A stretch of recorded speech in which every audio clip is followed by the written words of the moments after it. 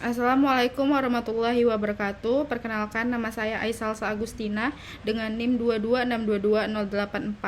Pada kesempatan kali ini saya akan mempresentasikan hasil usulan proposal saya dengan judul Pengaruh Kepemilikan Manajerial, Kebijakan Dividen, Arus Kas Operasi dan Likuiditas terhadap Profitabilitas pada perusahaan manufaktur yang terdaftar di Bursa Efek Indonesia tahun 2022 sampai 2024.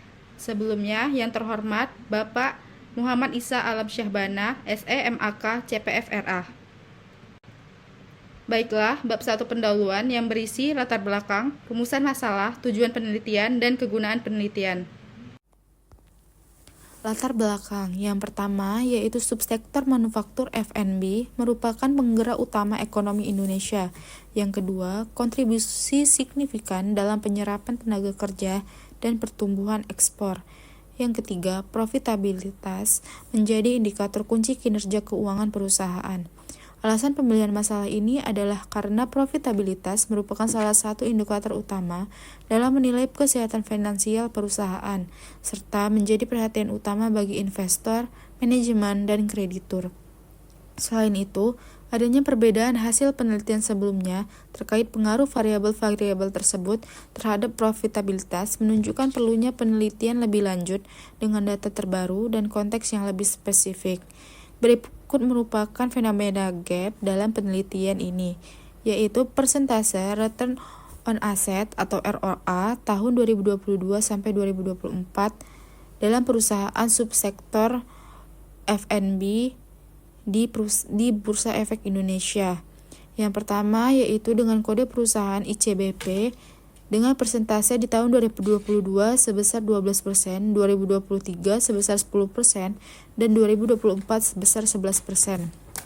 Selanjutnya, dengan kode perusahaan MYOR di tahun 2022 sebesar 8%, 2023 7%, dan 2024 6%. Dan yang terakhir yaitu dengan kode perusahaan OLTJ 5% di tahun 2022, 4% di tahun 2023, dan 5% di tahun 2024. Selanjutnya, rumusan masalah. Yang pertama, apakah kepemilikan manajerial berpengaruh terhadap profitabilitas pada perusahaan manufaktur subsektor Food and Beverage yang terdaftar di Bursa Efek Indonesia tahun 2022 sampai 2024. Yang kedua, apakah kebijakan dividen berpengaruh terhadap profitabilitas pada perusahaan manufaktur subsektor Food and Beverage yang terdaftar di Bursa Efek Indonesia tahun 2022 sampai 2024. Yang ketiga, apakah arus kas operasi berpengaruh terhadap profitabilitas pada perusahaan manufaktur subsektor Food and Beverage yang terdaftar di Bursa Efek Indonesia tahun 2022 sampai 2024? Yang keempat, apakah likuiditas berpengaruh terhadap profitabilitas pada perusahaan manufaktur subsektor Food and Beverage yang terdaftar di Bursa Efek Indonesia tahun 2022 sampai 2024? Dan yang terakhir, apakah kepemilikan manajerial, kebijakan dividen, arus kas operasi, dan likuiditas secara signifikan berpengaruh terhadap profitabilitas pada perusahaan manufaktur subsektor Food and Beverage yang terdaftar di Bursa Efek Indonesia tahun 2022 sampai tahun 2024. Selanjutnya, tujuan penelitian.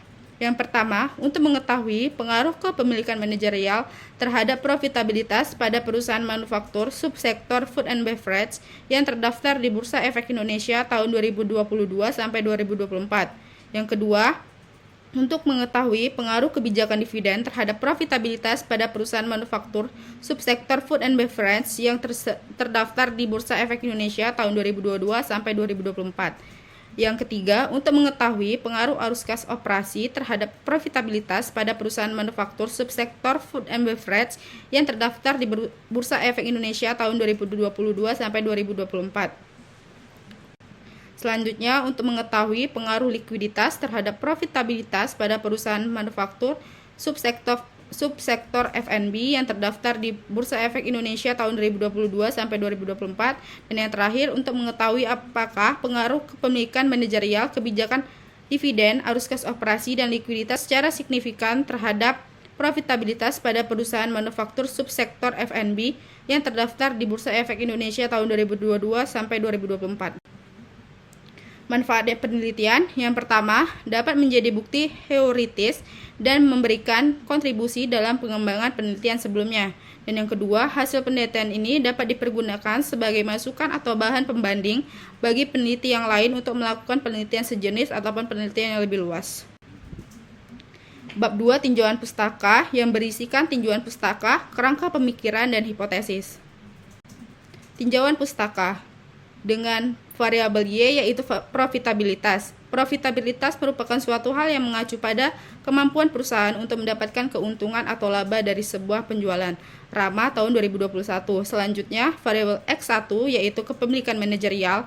Fajri et al. Dalam Wicaksono tahun 2024 mengatakan kepemilikan manajerial merupakan jumlah saham yang dimiliki oleh pihak internal perusahaan seperti manajemen, eksekutif, dan pemilik perusahaan itu sendiri. Dan yang variabel selanjutnya yaitu variabel X2 yaitu kebijakan dividen. Menurut Dayanti dan Indrarini dalam Nul Hakim dan Hatimah tahun 2025, kebijakan dividen adalah keputusan yang diambil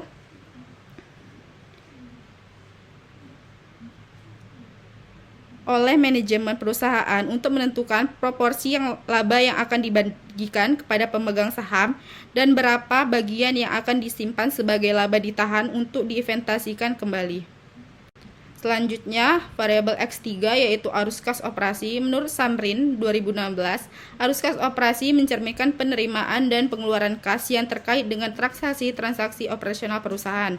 Dan variabel X4 yaitu likuiditas. Menurut Fred Weston dalam Kashmir 2019, rasio likuiditas atau liquidity ratio merupakan indikator keuangan yang mengatur kemampuan suatu perusahaan dalam memenuhi seluruh kewajiban jangka pendeknya. Selanjutnya, kerangka pemikiran. Adapun kerangka pemikiran dalam penelitian ini yaitu variabel independen, kepemilikan manajerial sebagai X1, kebijakan dividen sebagai X2, dan arus kas operasi sebagai X3, selanjutnya likuiditas sebagai X4, berpengaruh terhadap variabel dependen yaitu profitabilitas sebagai variabel Y. Hipotesis H1, diduga kepemilikan manajerial berpengaruh negatif terhadap profitabilitas. H2, diduga kebijakan dividen berpengaruh positif terhadap profitabilitas. H3, diduga arus kas operasi berpengaruh positif terhadap profitabilitas. Dan H4, diduga likuiditas berpengaruh positif terhadap profitabilitas. Selanjutnya bab 3, metodologi penelitian yang berisikan jenis penelitian, jenis data, teknik pengumpulan data, dan populasi dan sampel. Metodologi penelitian. Jenis penelitian yaitu kuantitatif, sumber yaitu data sekunder, laporan tahunan dan keberlanjutan periode 2022 sampai 2024. Selanjutnya, populasi yang dipakai dalam penelitian ini ialah perusahaan subsektor F&B yang terdaftar di Bursa Efek Indonesia tahun 2022 sampai 2024 sebanyak 84 populasi. Sampel menggunakan teknik purposive sampling dengan yang memenuhi syarat sebanyak 35 perusahaan. Teknik analisis yaitu regresi linear berganda. Sekian presentasi usulan proposal yang bisa saya sampaikan. Terlebih dan kurang saya mohon maaf. Saya akhiri dengan wabillahi taufiq wal hidayah. Wassalamualaikum warahmatullahi wabarakatuh.